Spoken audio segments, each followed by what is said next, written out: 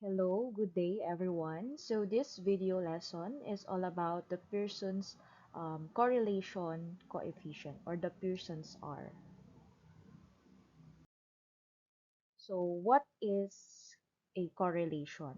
Okay, so correlation is the measure of relation or association between two variables. Okay, so an analysis of correlation is a method of measuring the strength of such a relationship between two variables. Okay, so that's our correlation. So we have x and y. We have, for example, x and y variable. So we have two variables, okay, two variables to measure. So we have this, ayan, what we call the Pearson's correlation coefficient or the Pearson's R. Okay, so it is an index of relationship between two variables. So the value of R is from -1 to +1. So if the value of R is +1 or -1, there is a perfect correlation between the two variables. So pag nakuha daw natin is +1 or -1, ibig sabihin nun, perfect correlation. Okay? Yung ating dalawang variables. Okay, so it can be said that x influences y or y depends on x.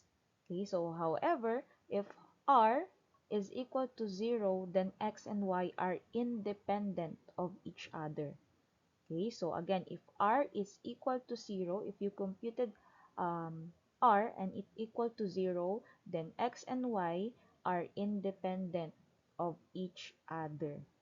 So, ito yung formula natin. So, later we will have an example, of course. Okay, so ito yung formula natin on how to get the um, Pearson's R. So, R is equal to, okay, we have there N, which is the sample size. So, ito siya. And, so, ito yung formula natin na gagamitin on how to compute the Pearson's R. So, the N there is the sample size times the summation of x, y. Okay? Minus the summation of x times the summation of y. So, later, titingnan natin kung saan nakukuha yung mga yan, yung x and y, summation of x and y. Okay?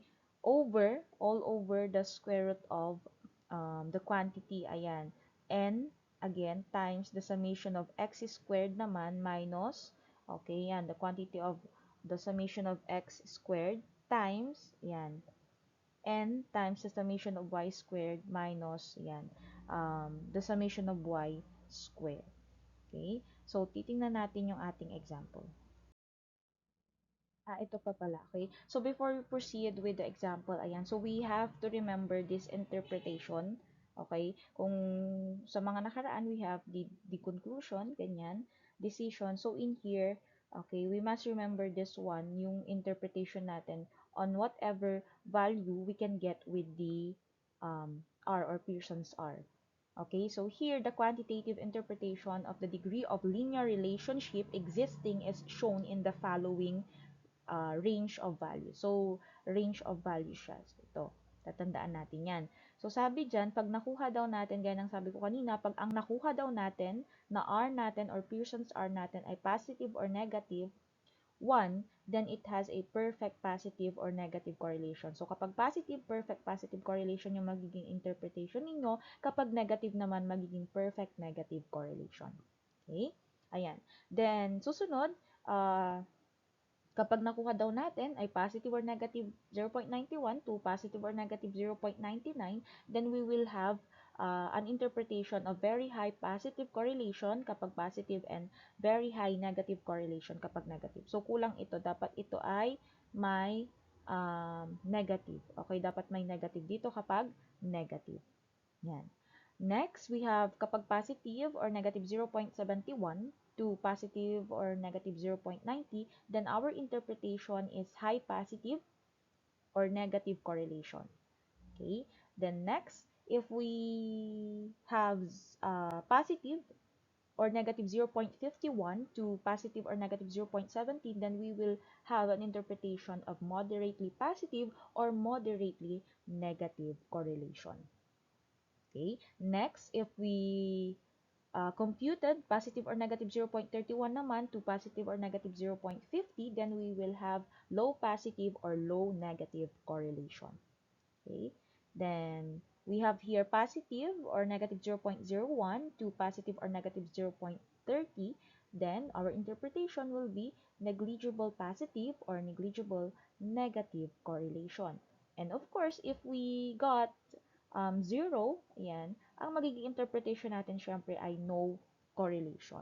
Okay, so meron tayong note dito, gaya nga ng sabi ko kanina, kung yung nakuha nating R ay positive, then there is a positive correlation. Pero pag ang nakuha natin na R ay negative, then there is a negative correlation. So, anong sinasabi kapag positive correlation? This means that, ayan, one variable increases, the other variable also increases. Okay, so kapag bumaba naman, as one variable decreases, the other variable also decreases. Okay, yun yung correlation nila. Para siyang direct, o kumbaga, direct correlation. Pag tumaas yung isa, tataas din yung isa, yung kabila. Okay? So, kapag negative naman, ayan, yung tinatawag natin na inverse. Kasi ang ibig sabihin nun, as one variable increases, the other variable decreases. O, parang, di ba, we have this direct and inverse proportion, ganyan. So, ganito lang din siya. Same siya. Pag positive, direct, okay? Kapag negative ay inverse. Okay? Yung isa ay bumaba, tataas yung isa ay tumaas, bababa yung isa. Okay? Kabaliktaran niya. So, ito yung dapat nating tandaan para alam natin or para alam natin ilalagay natin sa interpretation after. So, ito yung example natin. So, sabi dito, below are the midterm. So, yung midterm natin, it represents by X and final examination grade. So, yung final ay yung Y. Okay? Then, compute for the Pearson's correlation coefficient. So, ito yung mga given natin, X, saka yung Y na grades natin. So, midterm and final. So, titingnan natin kung meron ba siyang correlation yung dalawang given natin na midterm and final examination grades. Okay, so yan yung mga values natin. So sa X meron tayong 75, 70, 65, 90, 85, 85, 80, 70, 65, and 90. And for Y naman meron tayong mga grades na 80, 75, 65, 95, 90, 85, 90, 75, 70, and 90. So paano natin isosolve or i-compute yung ating Pearson's R? So, sa pag-compute ng Pearson's R natin, ayan, bago tayo pumunta, kasi 'di ba kanina may pinakita ako sa inyong formula, bago tayo makapunta doon sa formula or bago natin ma-solve yung formula, we need to accomplish or we need to complete this table. Okay? So, ayan, kinopy natin yung X and Y natin, X and Y values, yung ating midterm and final grades dito na given. Okay? Ang susunod na column is yung X squared. O, ibig sabihin, yung values dito ay need natin na i-square. Okay? Ibig sabihin, 75 square or 75 times 75. So, iisa-isahin natin yan. So, in here, 75, let's start. So, 75 square, that is equal to 5,625. Okay? For 70 squared, okay, we have there 4,900. And for 65 square, we have 4,225. Ayan. For 90 squared, we have 1,800. And for next, we have 85 square, we have 7,225. For 85, ayan, parehas sila. So, for 85 square, we have 7,225 as well. For 80 square, we have 6,400. For 70 square, again, we have 4,900. For 65 square, we have 4,225. And for 90 square, we have 8,100. Okay, so natapos na natin i-square yung mga midterm natin or yung under X natin. Okay, X column. In-next naman natin is yung Y squared. Ayan. So, ibig sabihin, yung mga nandito sa column na to, under Y, we also need to square them. So 80 square, of course, that is 6,400. 75 square, that is 5,625. For 65 square, we have 4,225. For 95, tama ba? 95 square, we have 9,025. Okay, then for 90 square, we have 8,100. For 85 square, we have 7,225. For 90, again, we have 8,100. For 75, we have 5,625 or 5,625. Then for 70, we have 4,900. For 90 squared last, we have 8,100. So, yan na yung y squared natin for each. Okay, for each grade. Ayan. Then, after nyan, ayan, we need to get x times y or xy. Ibig sabihin, kung ano yung values dito, ita-times ninyo sa katapat niyang value sa y. Okay? Imu-multiply lang natin. Wait lang, doon ko pala isulat. So, we just need to multiply here. Ayan. Ibig sabihin, 75 times 80. Ito. Okay? Imu-multiply nyo siya isa-isa. Okay? So, 75 times 80, that is, of course, that is 6,000. Okay? 70 times 75, that is 5,250. 65 times 65, that is 4,225. 90 times 95 is 8,550. Next, 85 times 90, that is 7,650. Then we have 85 times 85, that is 7,225. And 80 times 90 is 7,200. Then 70 times 75 is 5,250. 65 times 70 is 4,550. And for 90 times 90 is 8,100. Ayan. So, kompleto na natin yung mga column natin. Okay? After nyan, ang gagawin natin, i-add natin each column kasi magagamit natin sila sa formula natin para direct na natin isa-substitute para hindi na kayo mahirapan na ita-type nyo pa sa calculator isa-isa, 75. So, pag sinabing summation of x, ita-type nyo pa na 75 plus 70 plus 65 and so on and so forth. Okay? So, kukunin na natin ngayon, okay, ida-direct na natin, kunin yung summation or sum of all kung ano man yung data na nandyan sa ating bawat column.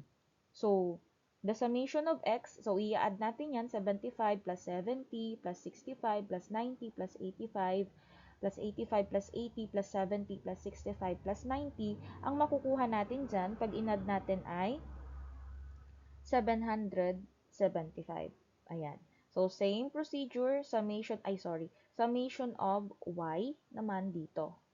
Okay? So, summation of y, i-add lang natin 80 plus 75 plus 65 plus 95 plus 90 plus 85 plus 90 plus 75 plus 70 plus 90. Ang makukuha naman natin dyan ay 815.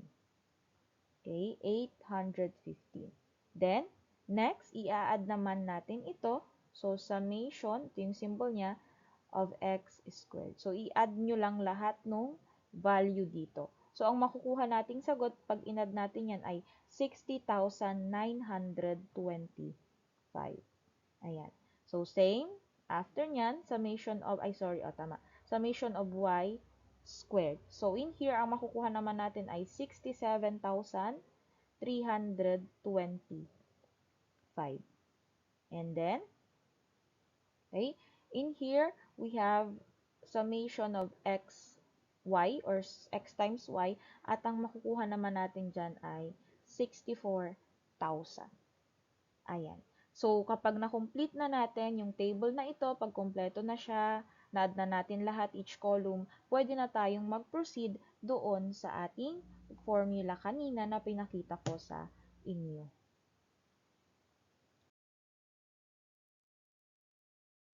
Ayan. So, dito na tayo sa ating computation proper ng ating Pearson's R. So, gagamitin natin yung ating formula. Okay? Yung given kanina. So, we have here, ayan, ito. So, using yung table kanina na, yan, kinumpleto natin, pwede na tayong mag-substitute directly.